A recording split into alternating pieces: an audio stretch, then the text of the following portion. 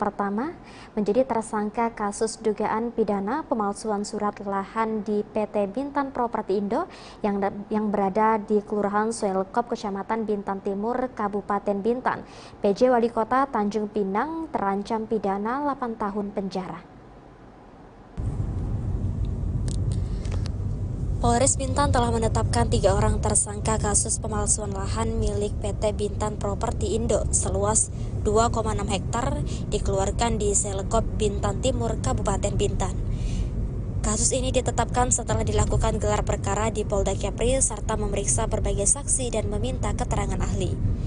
Menurut Kapolres Bintan AKBP Riki Iswoyo menjelaskan kasus ini bermula pada tahun 2014 lalu, yang mana salah satu tersangka menerbitkan surat di atas lahan milik PT Bintan Properti Indo seluas 1,5 hektar dan pada tahun 2016 tersangka lainnya menerbitkan kembali 1,2 hektar di lahan milik PT Bintan Properti Indo. Adapun kasus ini juga merupakan tindak lanjut dari aduan pelapor pada bulan Januari 2024 lalu. Dari adanya aduan ini, pihak Satreskrim Polres Bintan menindaklanjuti aduan ini.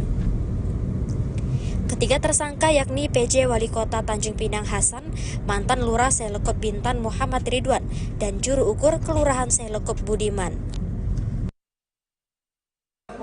Terhadap yang bersangkutan kita tetapkan sebagai tersangka kemarin hari Jumat tanggal 19 April 2024. Panggilan untuk sebagai tersangka? Ya. Belum. Jadi kita tadi saya sampaikan bahwa sebelum tindakan penyidikan lebih lanjut kita lakukan, kita mengirimkan surat dulu ke Kementerian Dalam Negeri. Seperti itu, karena salah satu tersangkanya adalah pejabat kepala daerah.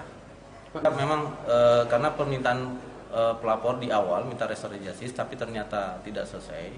Kemudian dari pelapor pun membuat surat aduan lagi bahwa minta supaya kasus ini diselesaikan demi kepastian hukum. Jadi jelas ya.